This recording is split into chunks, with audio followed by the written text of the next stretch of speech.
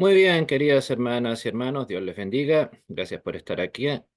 Les saluda un servidor, Andrés San Martín Arrizaga, desde Temuco, Chile, en nombre de Iglesia Luterana Cristo. A nuestro curso, Juan y sus cartas a las 7 iglesias, una mirada pastoral al Apocalipsis. Hoy, 9 de junio de 2024. Comencemos a estudiar entonces la palabra de Dios.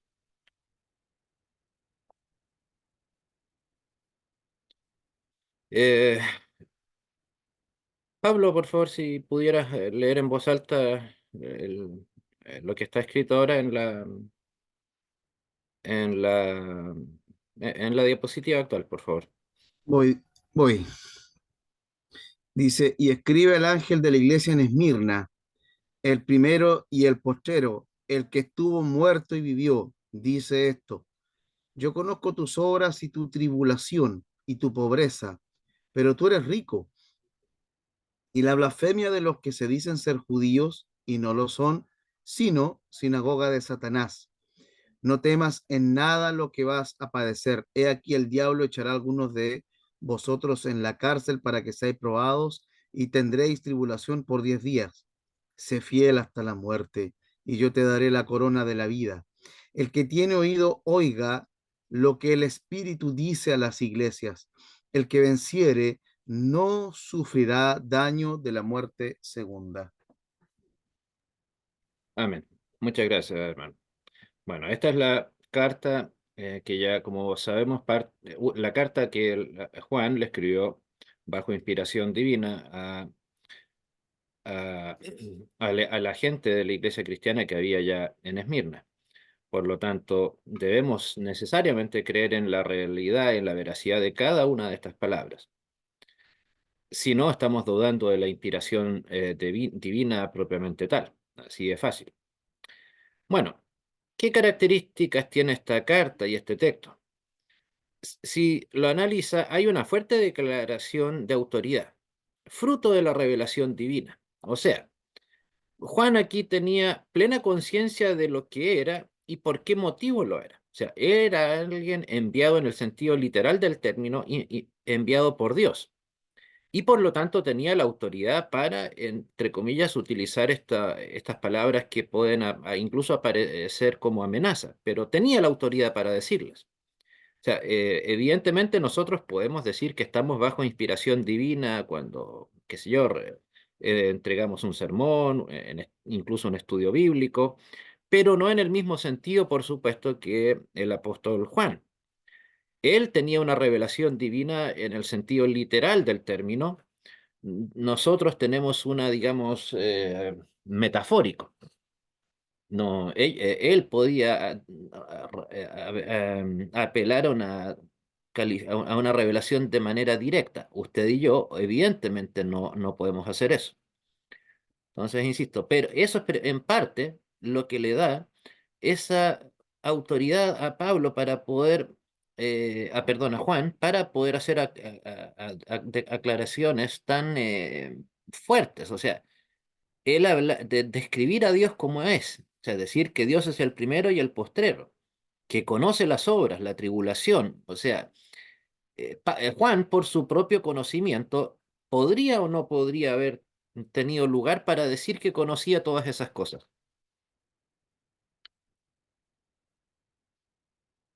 ¿Había manera de que Juan las conociera? Humanamente no, No, en efecto, de no, ninguna manera. no, O sea, sí. aquí necesariamente estamos hablando de una revelación directa del conocimiento de la situación de la gente en Esmirna, ¿no? O sea, de Dios revelándole la situación a, a Juan mismo. O sea, no es que aquí Juan haya estado jugando a ver si le achuntaba o no, si eran más o menos. No, simple y sencillamente no había manera de que Juan, incluso con enviados, qué sé yo, mensajeros, hubiera logrado tener toda esta información. Porque aquí incluso habla de información de tipo espiritual, no solamente de lo que se puede observar. Bueno, y fruto de lo que se menciona aquí, como lo decía, además de que está la revelación divina, se ataca duramente cualquier posibilidad de prosperidad económica. ¿Cómo nos dice el versículo? Conozco tus obras y tu tribulación y tu pobreza, pero eres rico. O sea, esa frase, solamente esa, las otras también, por cierto, ¿qué doctrina tristemente famosa hecha por tierra? La de la prosperidad que promueven los apostolocos.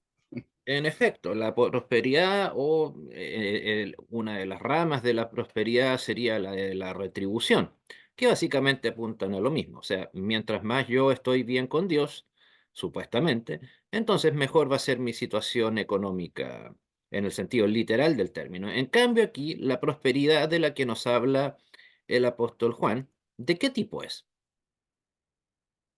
¿Es una prosperidad económica? Evidentemente que no. No, O sea, no. puede que exista, evidentemente. O sea, porque si fuera por eso, qué sé yo, alguien podría alegar que John Rockefeller es el mejor cristiano de toda la historia. Él era un devoto creyente, pagó miles de misioneros, construyó iglesias por todos lados con dinero suyo, etcétera. Eso lo convierte en un cristiano más o menos devoto que usted o que yo. Y de paso fue el millonario más grande de la historia de la humanidad. O sea, si utilizáramos la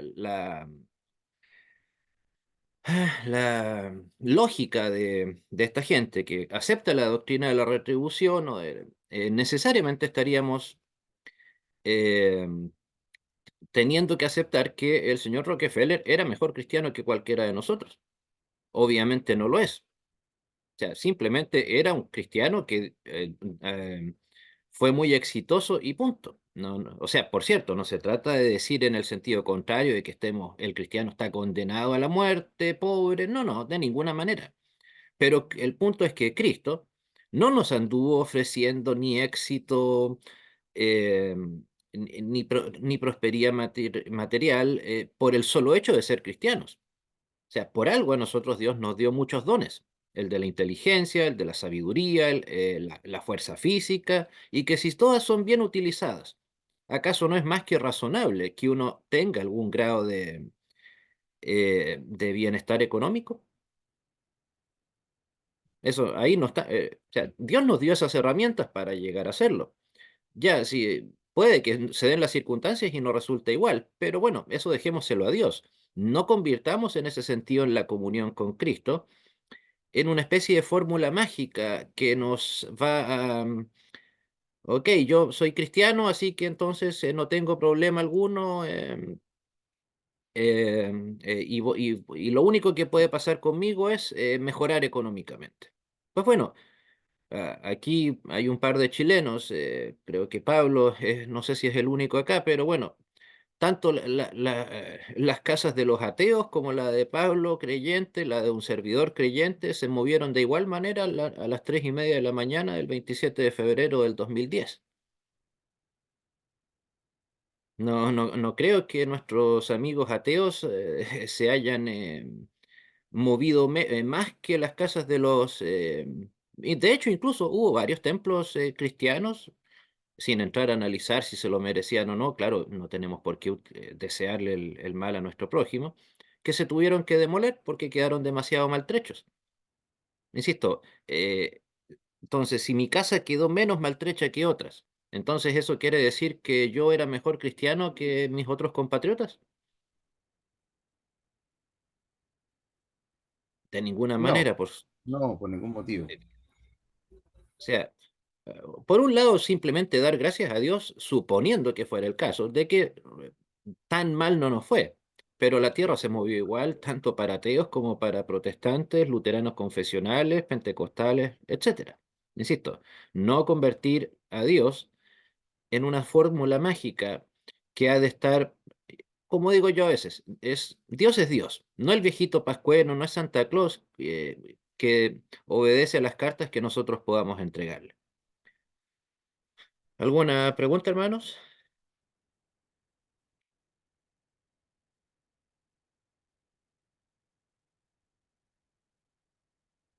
Ok. Bueno, entonces en este contexto se ataca, insisto, duramente cualquier posibilidad de prosperidad económica. No en el sentido de que esté el cristiano obligado a pasarlo mal, sino de que, como lo decía, no se puede esperar que el hecho de ser cristiano me va a llevar a ser un hombre exitoso en lo económico. Y por lo demás, ¿por qué asumir necesariamente que la prosperidad de la que tanto habla esta gente que defiende lamentablemente esta doctrina, ¿por qué asumirla solamente con que tenga más billetes en mi billetera? ¿Acaso es la única prosperidad que una persona puede tener?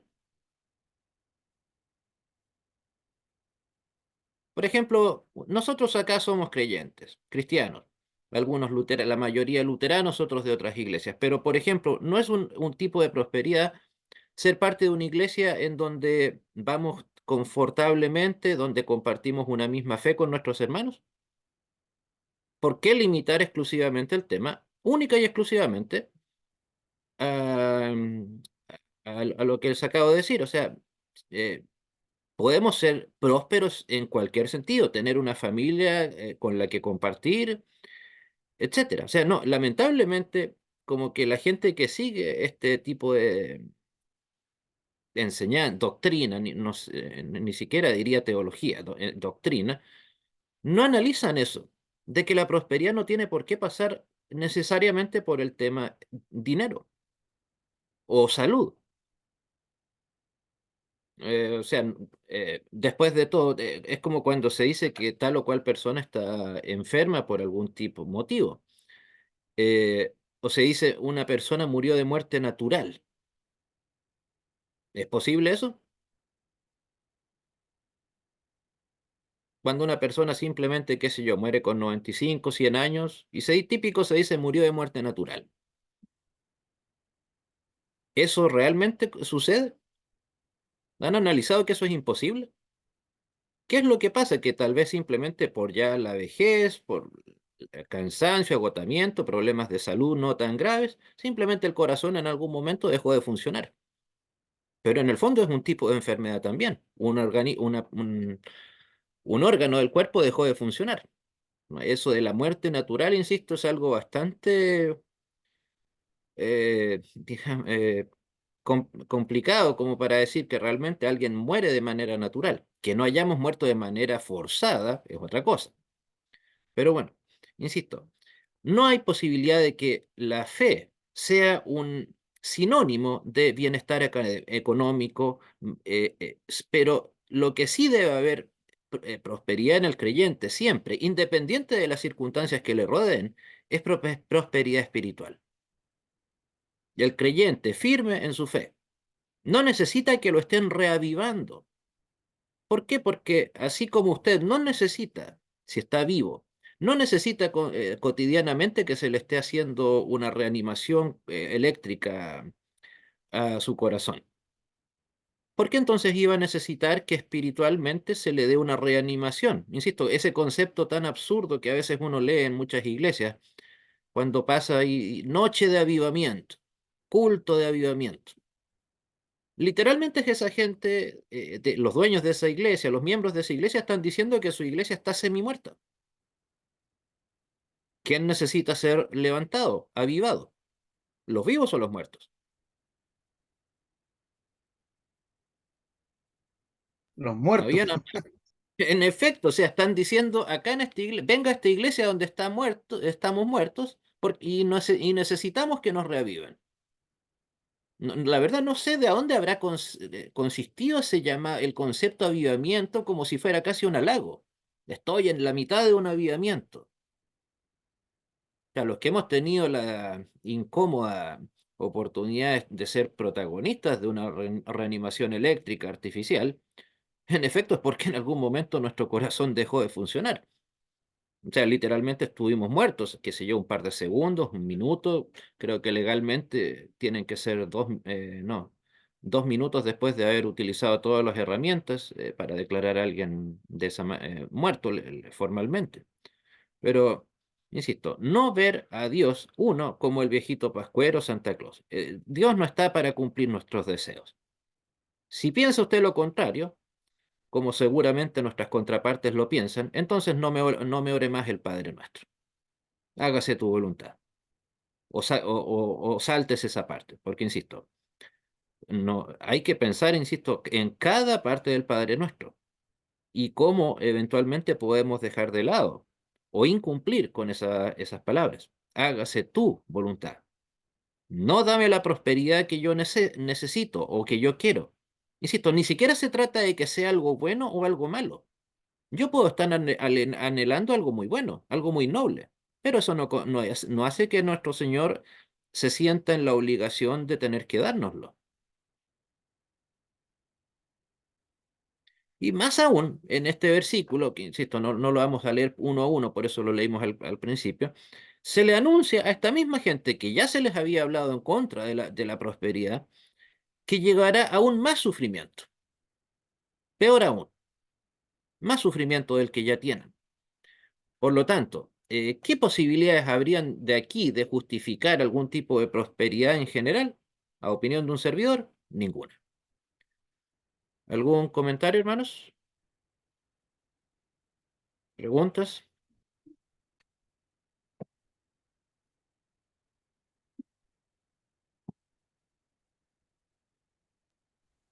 Bueno, ¿ibas a decir algo, Pablo? ¿No? Ok. O sea, de hecho, es cierto, hay personajes bíblicos que son prósperos, que fueron prosperados, pero eh, porque lo que primero que estaba ahí era la voluntad de Dios, no porque fuera, insisto, una especie de ecuación, más fe, más creyentes, etcétera, sinónimo prosperidad. No, eso no tiene sustento bíblico de manera alguna. Si no, pregúntenle a un tal Jesús de Nazaret, pues, ¿cómo le fue? Eco- e- econo- eh, no voy a entrar en el debate si era pobre o no, aunque yo soy de la escuela que opina que él pobre no era, él estaba por sobre la media de su gente, pero ¿cómo le fue en el sentido amplio del término? ¿Qué tan popular fue la gente? ¿Qué tanto se mantuvo cercano a él? Murió solo en una cruz.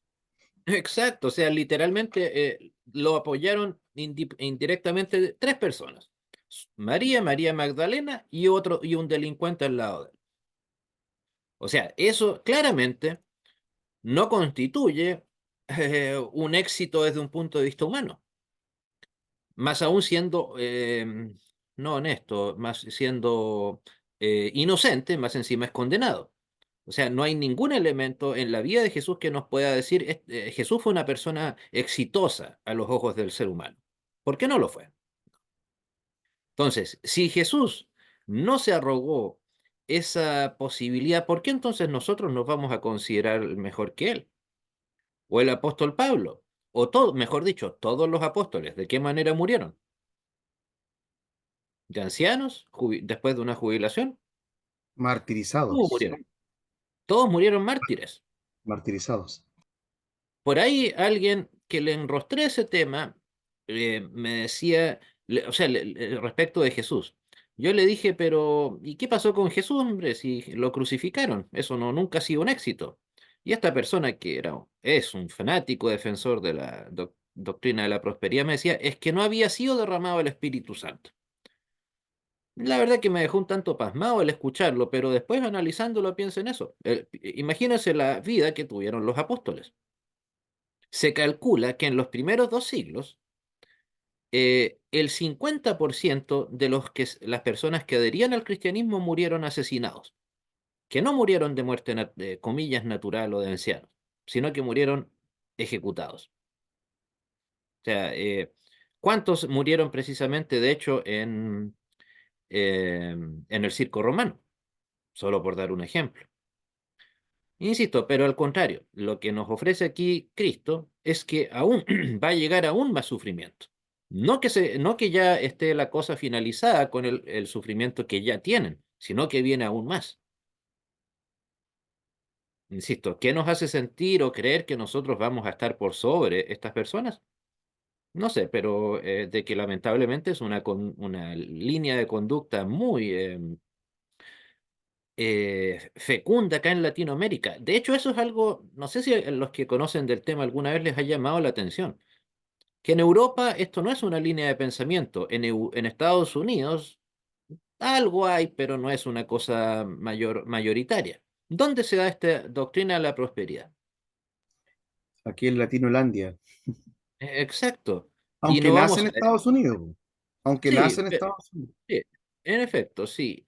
Pero ¿qué tan prósperos pueden decir nuestros hermanos latinoamericanos o evangélicos o protestantes en Latinoamérica que somos?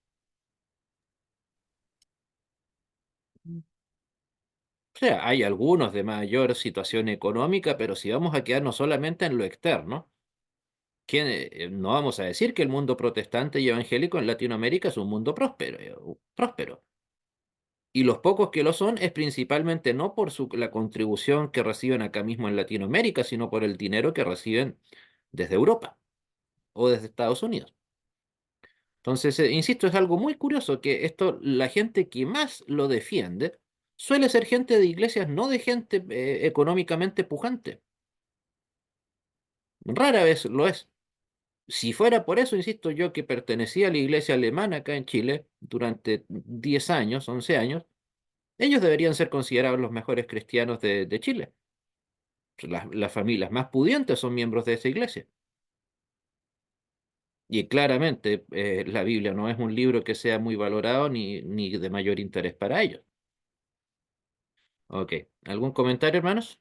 Antes de continuar.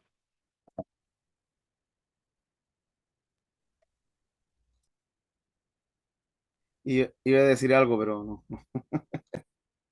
Mm, Bueno.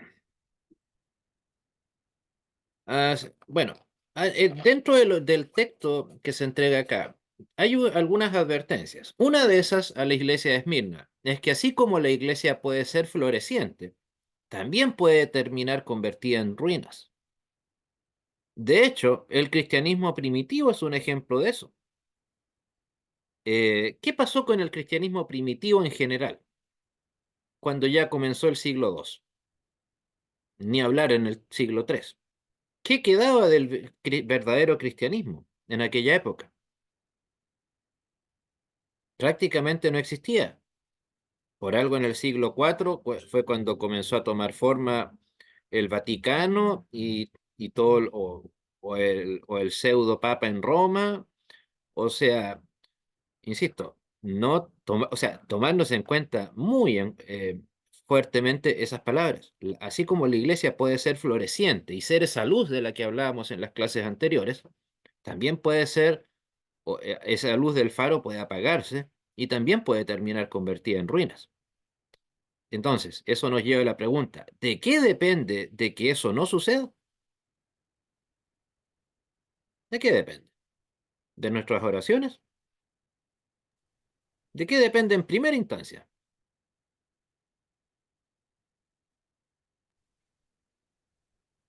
¿Del estudio de la Biblia? Pues, y así saber qué es lo que creemos, qué es lo que no creemos, de qué necesitamos defendernos, y un largo etcétera. O sea, conocer nuestra doctrina, pero la única manera es teniendo acceso a la Biblia. Como lo comentaba creo que en la primera y tal vez segunda clase, recordemos, el humano del siglo XXI, XX en adelante, XIX incluso, no tiene la excusa, sin estar mintiendo, de la ignorancia.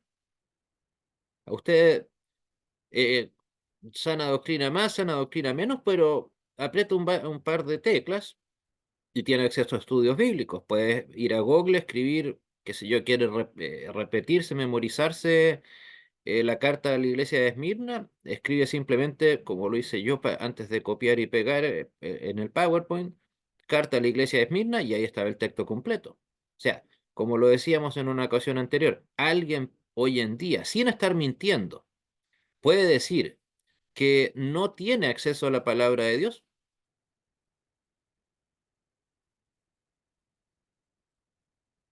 Corea del Norte podría ser, pero es un caso muy Claro. extremo.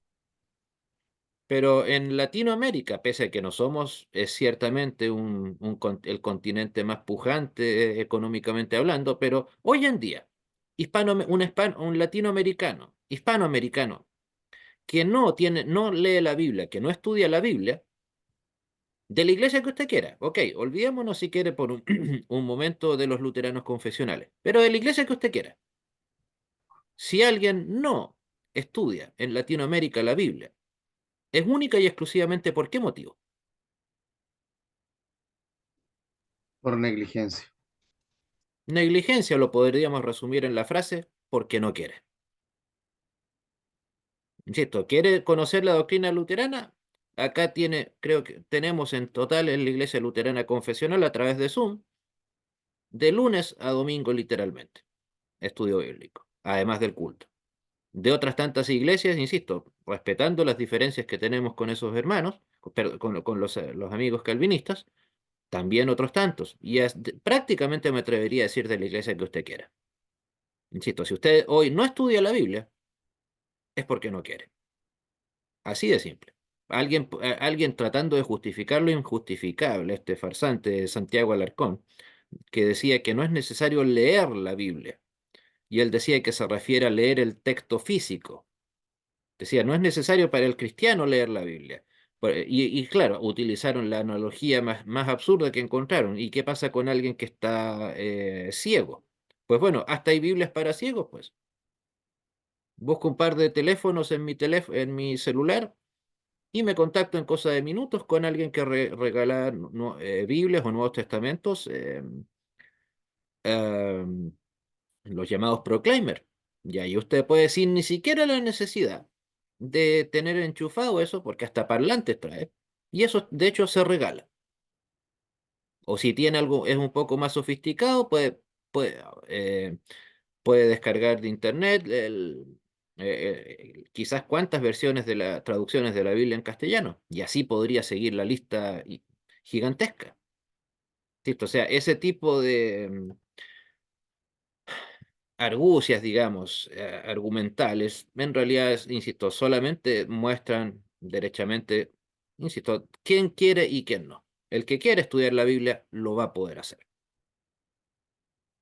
O sea, pero recordemos entonces, ¿de qué depende de que nuestras iglesias, como pasó con las iglesias de los primeros siglos, no terminen en ruinas, tanto literal como metafóricamente? Depende de que nos acerquemos a la palabra de Dios. Y la palabra de Dios, actuando en nosotros, hará el resto. De ahí vendrá, insisto, la oración, la alabanza. ¿Por qué? Porque la palabra de Dios es eso, palabra de Dios. La oración y la alabanza. ¿Quiénes son los que la llevan a cabo?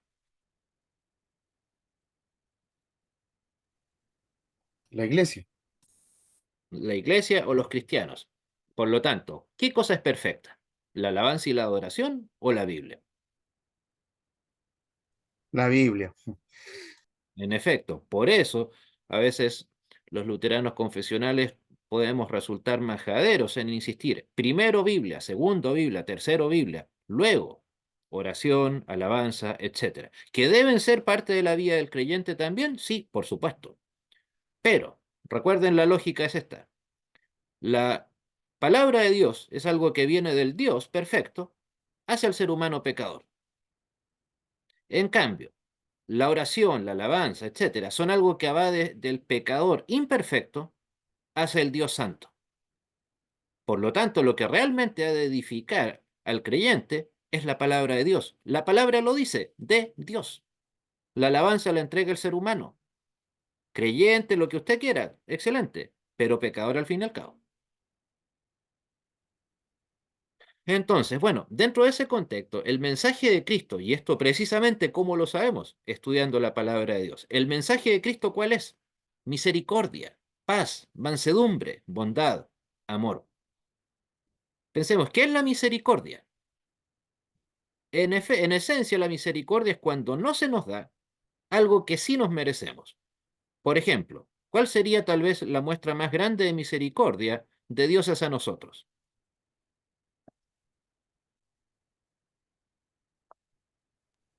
Su Hijo Jesucristo No, siendo sacrificado en la cruz por no, nuestros pecados.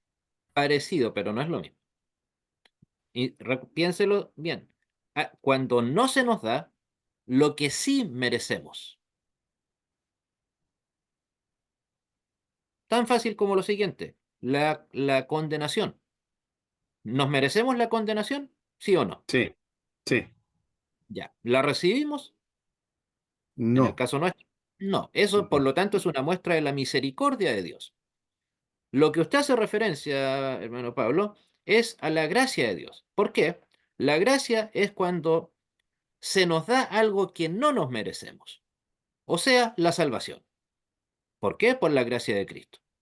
O sea, es cierto, puede parecer un tema netamente del léxico, pero a veces es bueno manejar bien estos conceptos y no, es cierto, no, la idea en el fondo queda clara igual, pero insisto, cuando se trata de eso, recuerden, la misericordia es cuando, en este caso, no nos dan algo que sí nos merecemos, en este caso, la condenación. Y la gracia es cuando se nos da algo que no merecemos. En este caso, la gracia de Cristo, por ende, la salvación. Buen juego de palabras, profe. Bueno, Sí, claro, insisto, puede parecer a veces un debate más filosófico, pero nos guste o no, estamos viviendo en un mundo rodeado de mundo de creyentes o de incrédulos.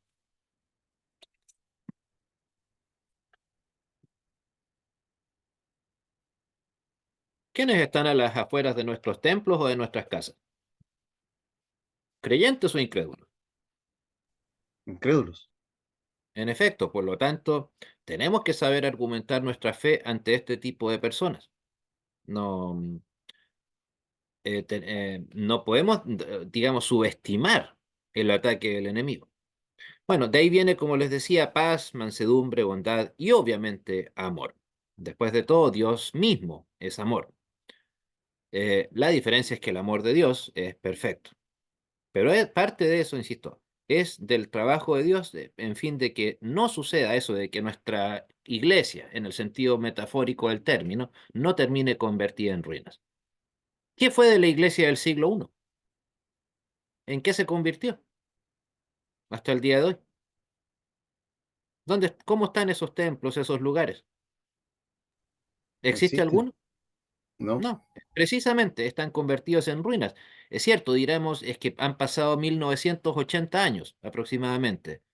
Ya, pero si hubiera habido una congregación estable que se hubiera mantenido ahí, ¿esos templos estarían convertidos en ruinas? De ninguna manera. No, pues, o tal vez se habrían trasladado a un lugar cerca, lo que sea, pero no serían simplemente objeto de turismo o de arqueología.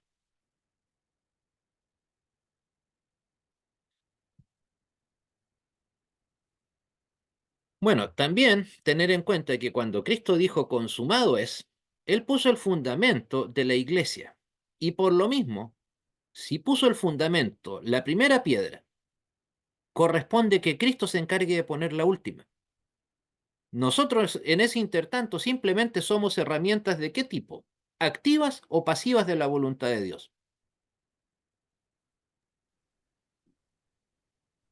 Mm, ¿ambas o activas? Pasivas, pues, es Dios el que actúa en nosotros. Mm, bueno, sí, Recordemos el versículo, Dios pone en nosotros el querer como Él como el hacer. hacer. Mm, Exacto. Y no se trata aquí, hermanos, cuidado con el eterno debate con los predestinacionistas supralapsarianos. No se trata de eso. Dios actuando en el corazón de nosotros los creyentes. Eso implica que se hace la obra a través de nosotros. No estamos, por así decirlo, de adorno. O Cristo no está en nuestra vía de adorno, en nuestra vida cristiana. Por eso, precisamente, insisto, así como Cristo fundó la iglesia, también la ha de prosperar. Y no, obviamente, en el sentido que tanto les gusta enrostrarnos a los católicos romanos, tomándose el famoso versículo, tú eres Pedro, sobre esta roca edificaré mi iglesia. No, Para empezar, porque ese no es el versículo que nos deja, en donde se nos menciona lo que es la iglesia. Según la Biblia, ¿cuál es la primera definición que se nos entrega de Biblia? Perdón, de iglesia.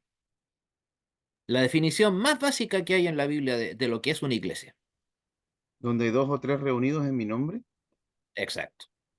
Nada de clero, nada de magisterio, nada de primacía papal o de un obispo universal, etcétera. Dos o tres congregados en mi nombre. Claro, por supuesto, es muy conveniente para los católicos romanos asumir que la piedra, o que el hecho el acto fundante de la iglesia cristiana es cuando a Pedro se le menciona esa frase. Tú eres Pedro y sobre esta roca edificaré mi iglesia, que supuestamente ahí comienza la iglesia cristiana. No, del momento en que, insisto, Cristo nos dice, dos o tres congregados en mi nombre, ahí estoy yo en medio de ellos. Eso es la primera definición de lo que es una iglesia. Por lo tanto, ustedes y yo ahora, ¿somos parte de la iglesia? ¿Estamos dando lugar a una iglesia? Sí, Creo que aquí hay gente desde México hasta el sur de Chile. ¿Somos más de uno? Donde él se quedó. Sí, ¿eh? En 5 efecto, reunidos. seis. Pero lo más importante, ¿estamos reunidos en el nombre de Cristo? sí, Entonces, ¿no hay iglesia acaso acá? sí. ¿No somos acaso en este caso incluso un ejemplo de que las puertas del Hades no prevalecieron contra la iglesia? Que claro, obviamente el Vaticano acomoda a su antojo este versículo para decir que era necesario que el Vaticano siguiera existiendo siempre para que se cumplan las palabras de Cristo, ¿no? O sea, y en ese sentido, cuidado, eh, la iglesia cristiana existe no gracias al Vaticano y todo su aparataje, sino a pesar del Vaticano y todo su aparataje. Que lamentablemente creo que ahí tanto luteranos como no luteranos en el mundo evangélico nos hemos hecho una pésima apología en ese tema y casi a veces pareciera que le permitimos al Vaticano que se adueñan de ese versículo. Tú eres Pedro y sobre esta roca edificaré mi iglesia. Es un error gravísimo aceptar o relativizar eso. No, ese versículo no se cumple en el Vaticano. Se cumple en cada persona que está junto con otra adorando en el nombre de Cristo. ¿Ok? Bueno, también continuando respecto de Esmirna propiamente tal. Esmirna pasó por muchas pruebas, pero aún así, o mejor dicho, gracias a eso, era la más pura de todas las iglesias que se mencionan en el Apocalipsis. Y me atrevería a decir que de todo el Nuevo Testamento. O sea, y eso nos lleva a la pregunta que está más abajo. ¿Qué significan las pruebas? O sea, nosotros asumimos que una prueba, la fe del cristiano es probada de qué manera. Qué sé yo, tuve un accidente y pasé un mal rato, un mal tiempo a causa de un problema que heredé por mi salud. Eh, Perdí mi trabajo y estoy complicado económicamente. O sea, casi siempre, si lo analizan, el tema de las pruebas lo asociamos al tema económico material. Pero, solo, insisto, o sea, pruebas que vienen del exterior hacia afuera, hacia nosotros, o a la iglesia, si quiere. Pero por eso mi pregunta, ¿es la prueba hacia el creyente solo la persecución externa? Es más, quiero creer que la persecución externa nos debiese mantener sin cuidado. Después de todo, el mismo Cristo nos advirtió de ello, de que íbamos a padecer persecución. ¿Qué sorpresa hay en eso? Es más, algunos dirán, bueno, es que en la Unión Soviética comunista, ahí había persecución a los cristianos. ¿Y quién dijo que hoy no la tenemos acá en Latinoamérica?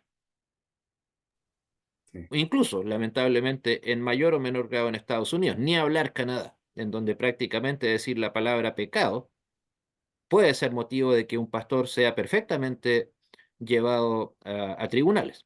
De hecho, creo que en este momento hay 22 pastores en Canadá en juicio, pero están presos en la cárcel, al menos temporalmente. ¿Por qué? Porque osaron decir que la homosexualidad es pecado. Y estamos hablando de un país desarrollado que se supone tiene mucha libertad, etcétera. Entonces, pero pensemos, insisto, no se nos olvide ese punto. ¿Qué significa realmente tener pruebas? Una prueba a nuestra fe. La persecución que vivían nuestros antepasados en la fe, insisto, allá en la Unión Soviética o en los partidos, en los países tras la cortina de hierro, o cuando nuestros hermanos iban al circo romano a ser asesinados, a ser devorados. ¿Eso es solamente la prueba? ¿O cuando a Pablo Dios le negó la sanidad del aguijón de la carne que él tenía? ¿Eso es solamente una prueba? Por cierto, lo es, pero ¿solamente eso?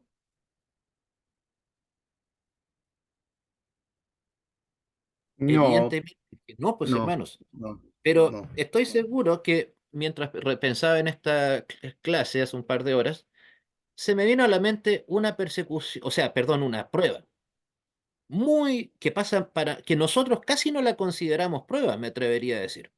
Y es el ataque interno. En otras palabras, cuando ingresa, por el motivo que sea, eso casi da lo mismo, ingresa qué cosa a nuestras iglesias, o intenta ingresar.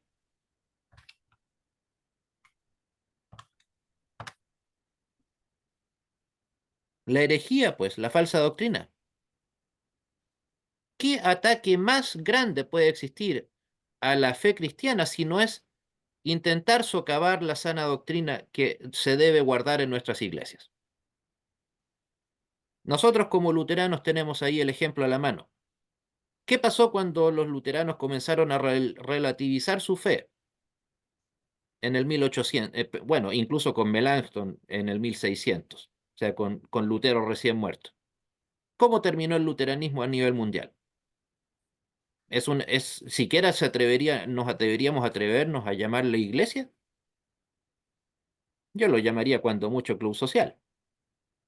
A ver, acá no sé si en este momento, bueno, tenemos gente de México. Allá en México está la IELM, la Iglesia Evangélica Luterana de México, perteneciente a la Federación Luterana Mundial. Ellos de buena gana permitieron que entrara la herejía de par en par y que temas tan fundamentales como la resurrección corporal de Cristo, la Trinidad, así como usted y yo la entendemos, sean relativizados, puestos en duda o derechamente negados. Yo he tenido la oportunidad de conocer compartir algo, ideas con gente de esa iglesia, profesores principalmente, y la verdad que, insisto, doctrinalmente son una cloaca abierta. Lo mismo en Argentina acá, lo mismo en la ILCHA acá, o sea, en Argentina ahí la iglesia, o sea, hasta esconden su propia confesionalidad. Por algo en Argentina se llaman Iglesia Evangélica del Río de la Plata. ¿Para qué? Para no sonar demasiado luteranos. Aunque bueno, un gran favor no nos hacen tampoco. Insisto, Profesor, sí, dígame. disculpe, la IELA acá en Chile, Iglesia Evangélica Luterana, igual es de corte liberal. No, acá en Chile no hay una iglesia que se llama así. La YEL es la de Argentina. Ah, La ya, que, ya, no, YEL es la iglesia que está en comunión con el Sínodo de Missouri. ya, ya. O sea, los que son dueños del seminario Concordia, allá en Buenos Aires. No, no, ellos no son liberales de ninguna manera. Ah, ya. Nuestras diferencias, las diferencias de nuestra iglesia luterana acá con ellos, o de Wells, Selk, es principalmente de tipo eclesiológico. El concepto que ellos tienen de iglesia, que fue lo que nos llevó al quiebre con ellos el año 61, 1961. Para ellos la iglesia es el pastor y dirigiendo su congregación. O sea, para ellos la Ya. existencia de un pastor, frase que repiten mucho, válidamente ordenado, es algo fundamental para que exista una iglesia. Para nosotros, como lo acabo de decir, dos o tres congregados en mi nombre. No hubo acuerdo, Perfecto. lamentablemente, en ese tema y por eso se llegó finalmente, insisto, al quiebre el año 1961. Y la iglesia luterana, por así decirlo, oficial, la Federación Luterana, ¿piensa lo mismo que el sínodo de Missouri? Depende a quién le pregunte. Les da igual, pues. O sea, si, o probablemente ellos nos van a decir, ¿y para qué se pelean por estupideces? ¿Eso qué importancia tiene? O me van a decir, ok, es que entonces los de Missouri que piensan de esa manera y ustedes piensan de la otra. Y así que sigan tan amigos como antes. ¿Por qué? Porque para ellos la doctrina no tiene valor alguno. Bueno, sí, sí.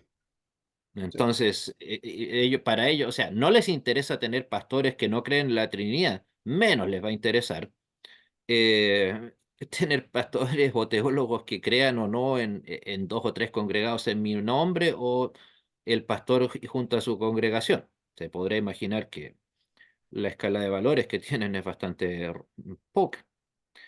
Pero bueno, insisto, recuerden, la peor de las pruebas que ha pasado el cristianismo no ha sido la persecución ni de los romanos, ni de la Inquisición, etcétera, sino la de el propio mundo interno de sus respectivas iglesias. Y no hablo solamente del luteranismo, por cierto.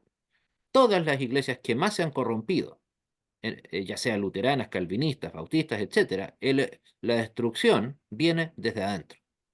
Por eso el ejemplo que daba hace un tiempo, una o dos clases, no recuerdo, respecto del tema de una guerra civil finalmente suele ser más destructiva que una guerra con un enemigo externo. La guerra civil es entre, literalmente, donde sea que dispares, le estás disparando a tu prójimo, a la persona de tu propio país. La bomba que tiras está destruyendo tu propio país. Aunque entonces, no así la guerra contra el enemigo externo, que te fortalece incluso como país, te une como país en muchos casos. Pero bueno, insisto, recordemos, la prueba no la limitemos al tema tener una buena salud o que está siendo atacada nuestra buena salud, que está siendo atacado nuestro origen, nuestro sistema económico. No, no es algo tan simple como eso. Insisto, también que se intente o se permita, peor aún, eh, la existencia de la falsa doctrina acá dentro de nuestras iglesias. Por eso nosotros insistimos tanto en que la doctrina es eso, la doctrina. Si hay problemas con una, va a haber problemas eventualmente puede haber problemas con todas. Muy bien. Entonces, esto nos lleva al hecho de que recordar, el pueblo de Cristo está en el mundo, pero no puede unirse a él. Por eso precisamente está la parábola de la paja del trigo. Insisto, estamos en el mundo, mal que nos pese. Ok, no nos será, digamos, la más cómoda de las posibilidades, pero bueno, es una realidad que ya existe. ¿Qué podemos hacer ante eso? Ser luz. El mundo está perdido. Al cristiano le gusta mucho repetir esa frase en general, de que el mundo está perdido. Pero bueno, entonces, ¿a quiénes le corresponde hacer que ese mundo deje de estar perdido?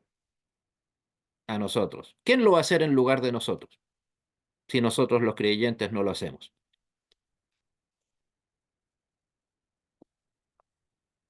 Y cuando tenemos que ser duros con el incrédulo, pues bueno, es una muestra de amor el que lo seamos. Recuerden, cuando vamos a un médico, ¿vamos esperando que él necesariamente nos dé buenas noticias? No, Yo creo que, bueno, una persona con algo de conocimiento va sabiendo que lo más probable es que nos tengan que dar alguna mala noticia. O vamos porque sabemos que irresponsablemente no nos hemos cuidado y sabemos que tenemos que iniciar algún tratamiento, etcétera. Pero un buen médico le va a decir a su paciente lo que debe decirle, o debe dedicarse a la diplomacia y decir, no, es que no quiero que Andrés se me sienta mal. No quiero que Andrés, como decimos acá en Chile, se bajonee. ¿Eso haría un buen médico? no.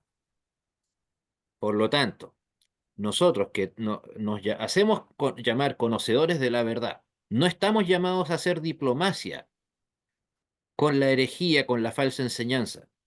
Estamos llamados a combatirla, a criticarla y a llevar a la gente al buen camino.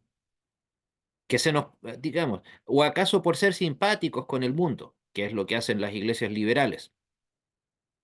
Entiéndase Federación Luterana Mundial, amplios sectores del calvinismo, eh, amplios sectores del mundo anglicano, etcétera. En la iglesia que usted quiera, lamentablemente, nuestras confesiones de fe han sido abandonadas.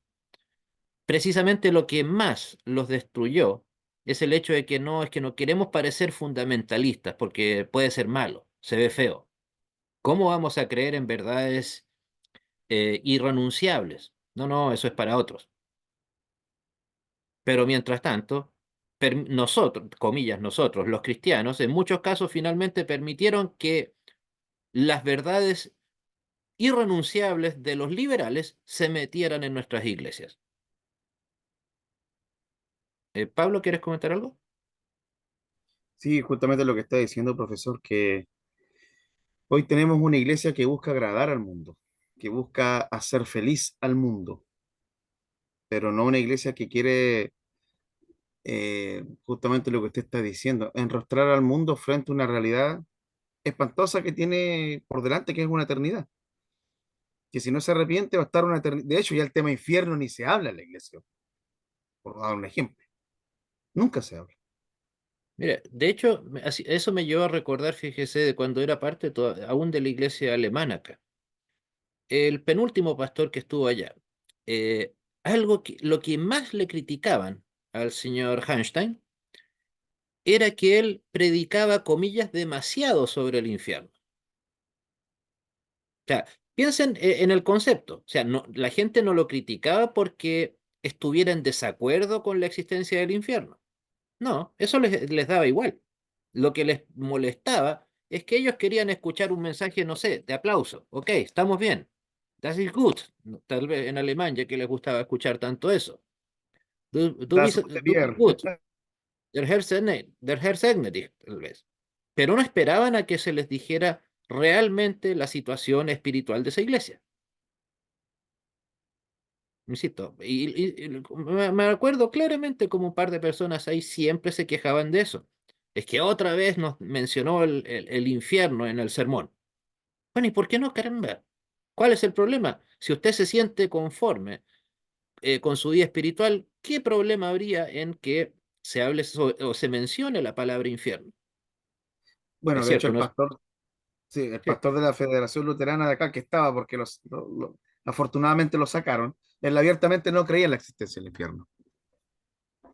De hecho, me atrevería a decir que en la iglesia alemana acá en Chile, de los que actualmente están en ejercicio, un tercio, cuando mucho, creerá en el infierno, pero ese otro tercio, tristemente, no solamente no, apenas creen en él, pero creen finalmente que no va a ser un hecho efectivo, sino que son, como se les dice, universalistas. O sea, terminan en la conclusión de que no, es que como Dios es tan bueno, finalmente no va a tener, comillas, el acto de maldad de enviar gente castigada al infierno.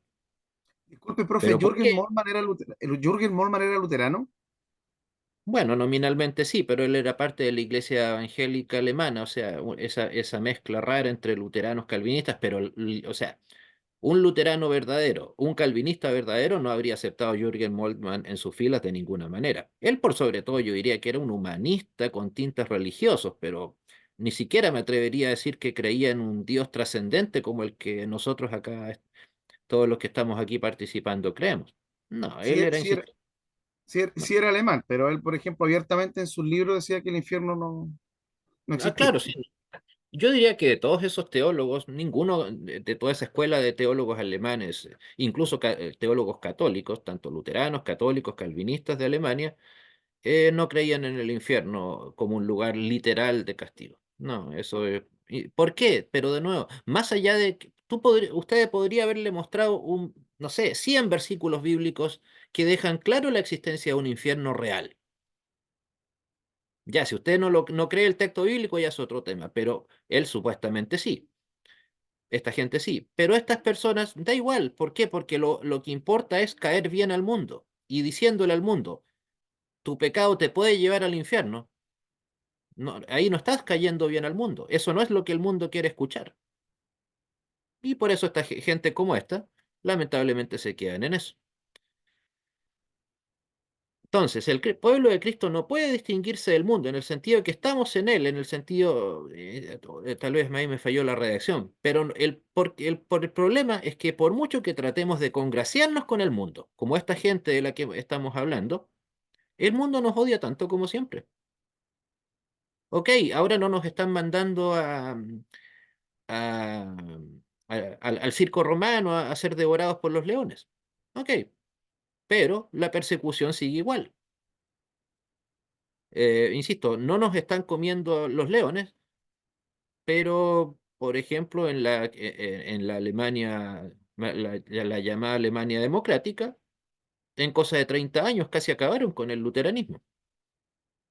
Sin andar matando ni ejecutando a los pastores, aunque sí se hizo, por cierto, pero les bastó con ser bastante astutos y no permitir que se abrieran nuevos templos, no permitir que ingresara literatura cristiana, salvo excepciones. Y en los colegios hacer un trabajo, comillas, muy estratégico, fabuloso desde un punto de vista de ellos. Y con eso secularizaron la población de Alemania Oriental. Y en Alemania, en lo que ahora es Alemania Oriental especialmente, o sea, la zona en esencia luterana, las palabras como reforma, luteranismo son solamente un objeto de eh, turismo, por sobre todo, turismo histórico. Entonces, ese es el sinsentido de hacerse guiños con el mundo. ¿Por qué? Porque al mundo le da igual, siempre le ha dado igual lo que nosotros podamos o no podamos decirle. Nos van a odiar igual y a buena hora que nos odien. No estamos nosotros para congraciar al mundo. Estamos para decirle y declararle su pecado, su mal. No para, insisto, ser simpáticos. Recuerden, nosotros creemos en el dogma, no en la diplomacia. La diplomacia déjensela a los políticos, no a los teólogos, no a los pastores, no a los profesores. Por eso está la pregunta que está ahí. ¿Era mejor la situación con los romanos que hoy en día? Era distinta. La persecución era distinta. Pero la diferencia es que con la persecución de los romanos, ¿qué pasaba con la iglesia en los primeros 2 siglos? Se expandió. Se expandió. Podríamos ahí tomarnos de la que se cumplió las palabras donde se nos dice a los que aman a Dios todas las cosas les ayudan a bien, y la iglesia se expandió. Incluso hasta las persecuciones ayudaron a que los cristianos no se quedaran en Jerusalén o en Israel y se expandieran por todo el mar Mediterráneo. A los que aman a Dios, todas las cosas les ayudan a bien. Eh, pero sin embargo, cuando casi se pudo haber destruido el cristianismo de nuevo de manera interna, con esa mega herejía llamada gnosticismo, que, como se sabe, prácticamente pudo haber aniquilado internamente, sin una sola espada, al cristianismo. O sea, no fue necesario ni los romanos, ni los demás dioses paganos, no. Bastó con que se metieran demasiadas ideas griegas en los líderes cristianos de su época, en el fines del siglo II y parte del III, para que ese movimiento llamado gnóstico casi, insisto, aniquilara al cristianismo verdadero. Porque las enseñanzas de los gnósticos, o sea, solo mencionar como un ejemplo, las enseñanzas de los gnósticos nos dicen, por ejemplo, o sea, de ahí surgieron los famosos evangelios apócrifos, de los cuales, por supuesto, no hay nada rescatable. Ya con eso, ahí tenemos un solo ejemplo. Ellos no creían que Cristo hubiese sido una persona real también, de carne y hueso. ¿Por qué? Porque decían que Cristo era solamente un ser espiritual que no podía encarnarse. En otras palabras, no creían en la resurrección corporal de Cristo. Y así una lista gigantesca de herejías que podría mencionar. O sea, llegó un momento en el siglo II y III en donde la abrumadora mayoría de los que se decían llamar cristianos eran derechamente herejes. A eso me refiero. La situación del Imperio Romano, insisto, había persecución, ok, muy malo todo eso, pero el hecho de que ahora no hay una persecución, como lo digo, a espada, no quiere decir que no se esté intentando socavar el cristianismo bíblico. ¿Alguna pregunta, hermanos?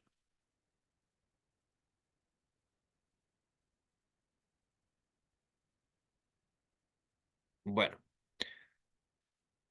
entonces, ¿qué nos deja entonces al respecto Cristo? Nos da, de acuerdo al texto bíblico que hemos analizado, riqueza pero en fe, no en dinero. Por algo el reino de Dios no es terrenal. Es cierto, hay un reino, pero es el reino de Dios que no es terrenal. Pero sin embargo, la gente metida con el tema de la prosperidad, lo que más hace es preocuparse de los bienes terrenales. Por eso, prosperidad espiritual, no económica. Y como bien lo sabemos, las pruebas siempre estarán, pero Dios mismo nos prepara para ellas, nos fortalece para ellas. ¿Y de qué manera podemos hacer o fortalecernos más aún? Con el estudio de la palabra, con congregarnos. Los medios para fortalecer nuestra fe están. Tenemos que acudir a ellos simplemente. Entonces, en ese sentido, las pruebas de las que hemos hablado, en el cristiano, en vez de debilitarlo, deben fortalecernos o fortalecer a cada persona. Porque recordar eso, Dios nos cuida y fortalece, pero no nos sobreprotege. O sea, esperar un Dios que nos diga que sí a todo, ¿sería un buen Dios?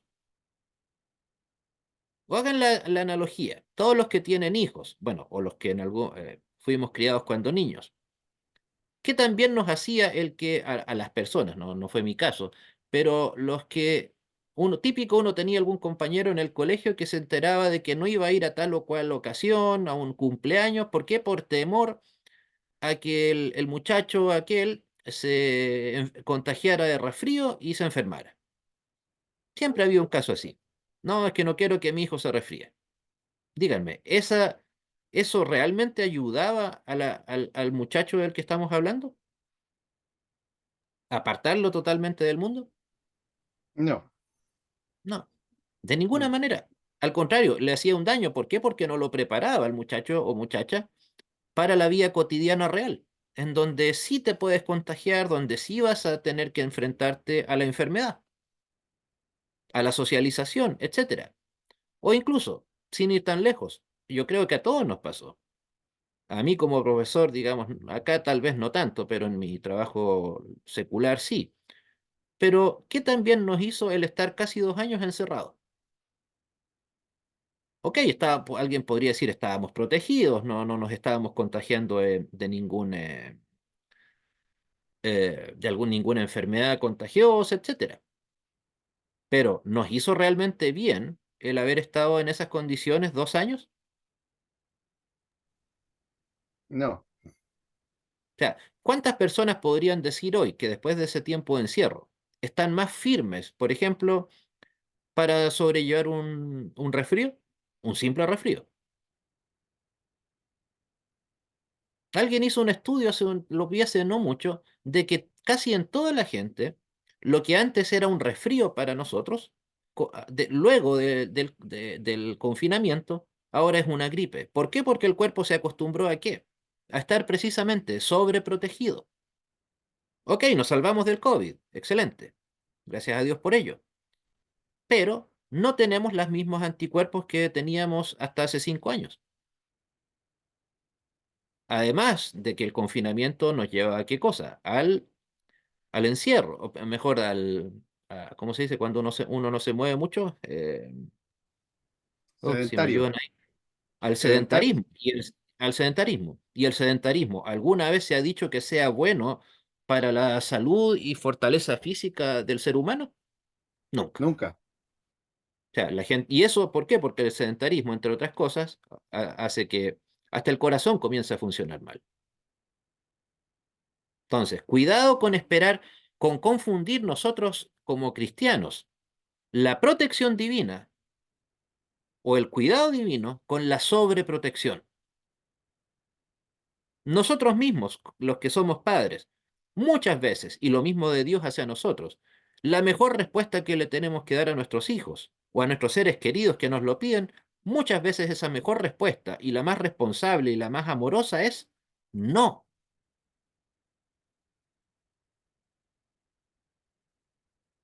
Insisto, a nosotros nos gustaría tener muchas cosas.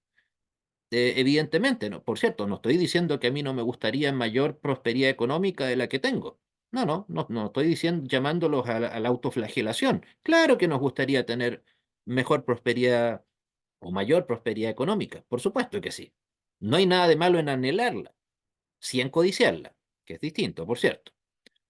Pero si Dios nos dijera que sí a todas nuestras oraciones, ¿realmente estaría siendo un Dios bueno?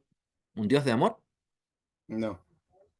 No. O sea, piensen al apóstol Pablo, a quien tuvo a bien Dios utilizar como coautor humano de la mitad del Nuevo Testamento aproximadamente, o sea, un hombre guiado literal y metafóricamente por Dios.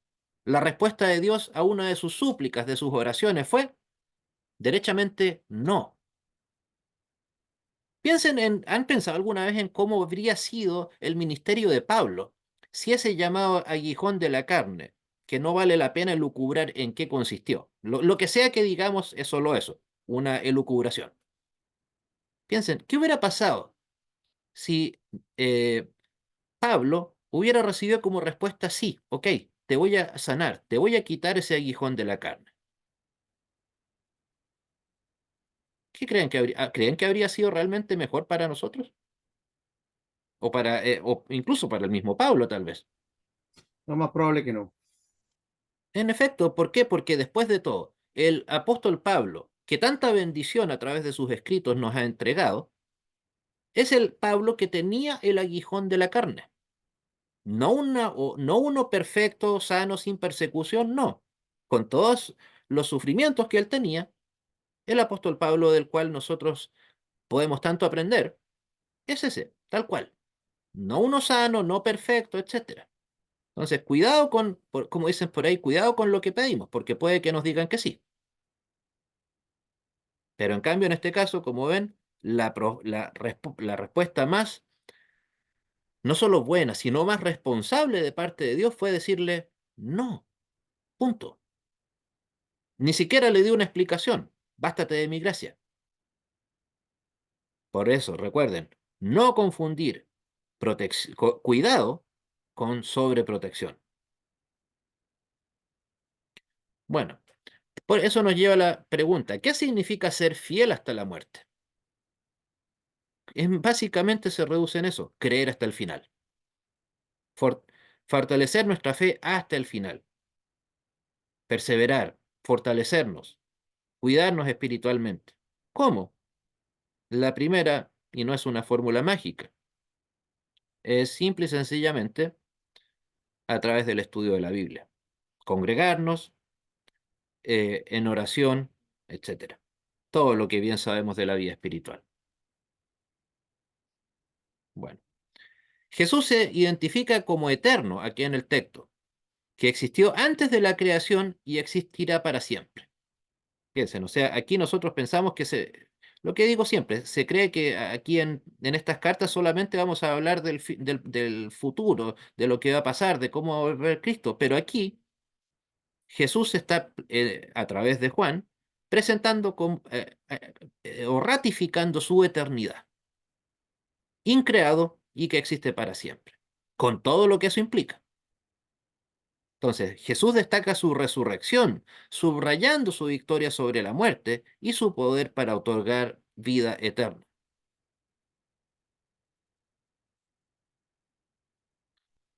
También, nuevamente, mostrando la capacidad que Dios le dio de tener conocimiento de lo que era la iglesia, le dice Juan en la carta, conozco tus obras. O sea, Jesús reconoce las acciones y el esfuerzo de la iglesia.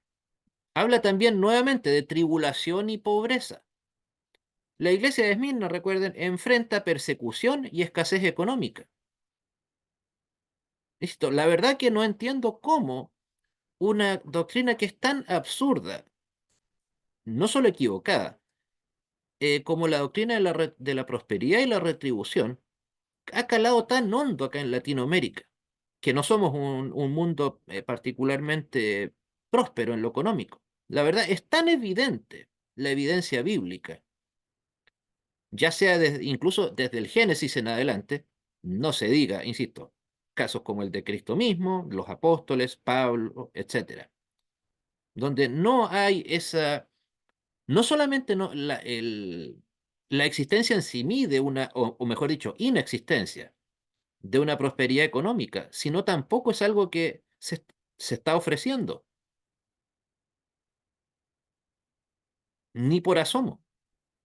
Pero me atrevería a decir que dentro de todas las iglesias no católicas en Latinoamérica, probablemente la que es más, la doctrina que más une a muchas iglesias que pueden estar en las antípodas una de otra, pero una de las que más los une es, uno, lo que hablábamos la semana pasada, el tema eh, del judaizaísmo, y en segundo lugar, el tema de la prosperidad.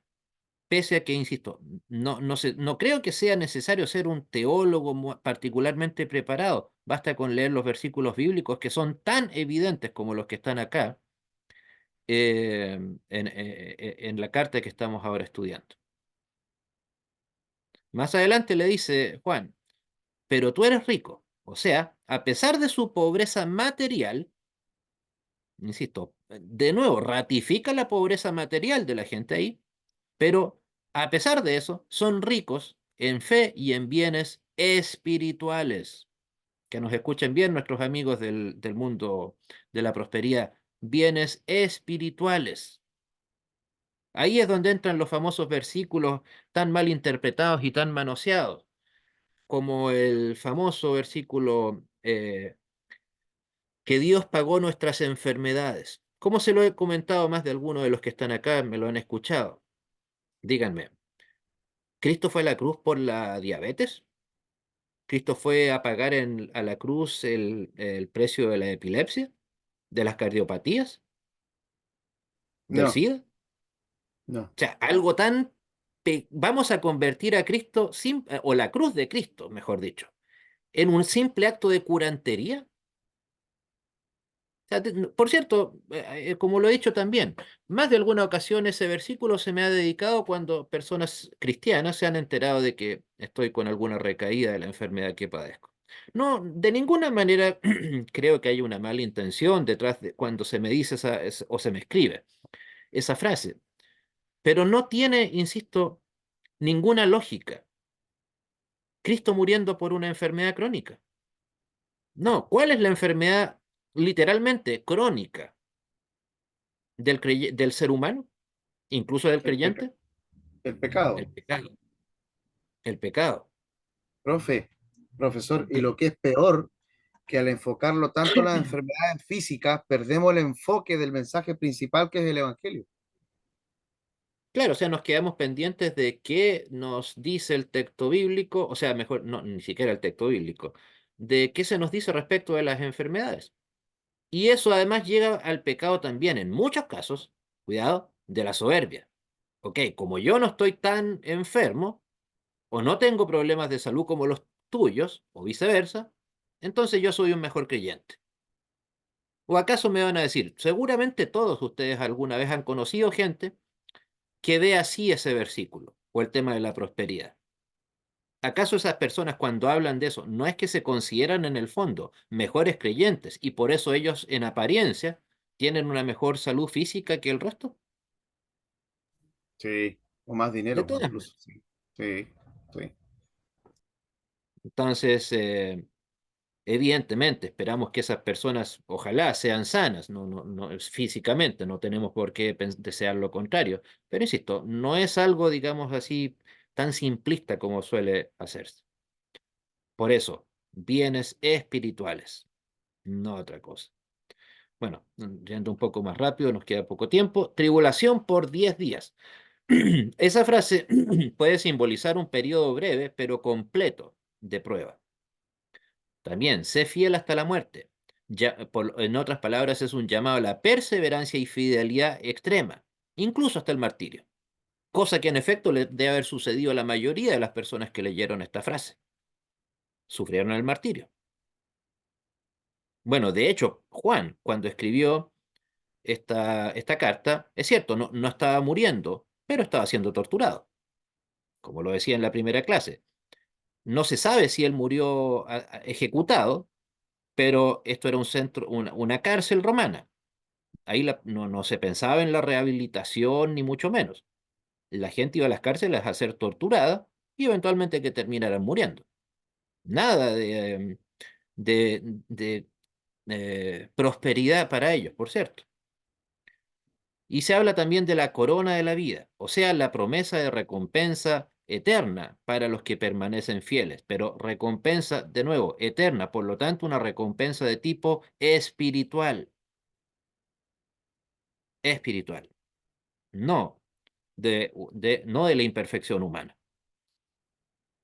Bueno, el que tiene oído, oiga. Es un llamado a prestar atención y tomar en serio el mensaje. O frases como el que venciere se refiere a los que superan las pruebas y permanecen fieles. Más adelante dice, no sufrirá daño de la segunda muerte, o sea, una promesa de salvación eterna, no de prosperidad, y protección contra la condenación eterna. Evidentemente, si el creyente se mantiene firme en la fe, claro que va a tener la protección en contra de la condenación eterna, por supuesto. ¿Por qué va a ser algo que nos deba afligir? Muy bien. También está la mención de la sinagoga de Satanás, que sirve como advertencia contra aquellos que profesan fe, pero actúan en oposición a los principios de Dios. O sea, la autenticidad de la fe es algo crucial, fundamental. No solamente pensando en cada uno, sino en la iglesia en su totalidad. Porque yo con mi error puedo lamentablemente socavar la fe de mis hermanos. Insisto, el problema es que lamentablemente muchas de las iglesias que tanta importancia le dan a disciplinar a su gente por temas ético-morales, insisto, no se me, bueno, sé que en nuestra iglesia en Selk sí se ha llevado a cabo y ojalá se mantenga esa costumbre de disciplinar a gente por enseñar falsas enseñanzas, falsas doctrinas. Pero no se me viene a la mente la verdad de alguna iglesia evangélica en general en donde alguien haya sido disciplinado por dar una fecha estos últimos 43 años, o sea, desde que yo nací. Que se haya, insisto, se le haya puesto bajo disciplina por algún motivo doctrinal. No, siempre las puestas bajo disciplina son por motivos ético-morales. No digo que haya que felicitar a la gente que comete determinados pecados, no. Pero si somos tan estrictos, o son ellos, tan estrictos, fariseos, por qué no decirlo, en temas ético-morales, a mi opinión, es más grave, insisto, alguien enseñando falsa doctrina, más que de la falta ética moral. La falta ético-moral se sucede en un momento puntual y que daña a la persona involucrada y a unas dos o tres personas más, cuando mucho. En cambio, enseñar falsa doctrina involucra a la iglesia en su totalidad. Por lo tanto, por lejos, debiese haber más atención a eso, por decirlo de alguna manera, a estar atentos a cuándo hay que disciplinar a alguien por enseñar falsa doctrina, que por algún error eventualmente que pueda cometer, que insisto, de tipo ético-moral. Debemos tener una buena conducta, por supuesto, pero así como somos estrictos en la conducta, debemos también serlo en la doctrina. Bueno. Y finalmente la promesa de vida eterna, o sea, recompensa prometida a los que venzan en la vida eterna. Esta promesa motiva a los creyentes a mantener su fe y confianza en Dios, sabiendo que su sufrimiento temporal será recompensado con una eternidad en su presencia, no con un reino terrenal. Nada, por lo tanto, de que Chile será para Cristo, Argentina será para Cristo. ¿Por qué? Porque eso no va a pasar nunca. Nuestros países jamás van a ser para Cristo. No es una promesa que Dios o Cristo ni remotamente nos haya ofrecido. De nuevo, puedo parecer disco rayado con eso, pero en cambio, ¿qué nos ofreció Cristo? En el mundo tendréis aflicción, no países para ustedes. Eso insisto. ¿Quién hizo esa promesa de ofrecer países completos? El diablo. El diablo. O sea, recordemos, tristemente, la doctrina de la prosperidad que ofrece, entre otras cosas, países enteros para una, en este caso la iglesia, pone palabras de Satanás en palabras de Dios. Todo esto te daré si postrado me adoraras. Esa, insisto, la promesa del reino terrenal es una promesa de Satanás, o una oferta, mejor dicho, una oferta de Satanás hacia, hacia los débiles en la fe en este caso. Quiero creer que aquí no hay ninguno de los que caigan en eso. Pero, insisto, esa es una oferta de Satanás, no de Cristo hacia nosotros. Insisto, Cristo nos ofreció aflicción. Satanás es el que ofreció reinos y riqueza. Saque usted sus conclusiones. Muy bien, hermanos. Estamos ya finalizando. Es la parte positiva de esta clase. No sé si es que hay alguna pregunta, comentario antes de despedirnos. Bueno, eso que usted dijo, profe, ahí yo le agregaría algo más. Cristo nos ofreció aflicción. Bienvenidos, Sí, bienvenidos. sí.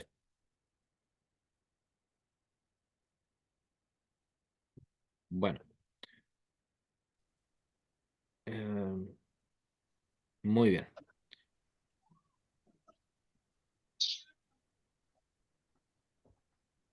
Bueno, hermanos. Entonces,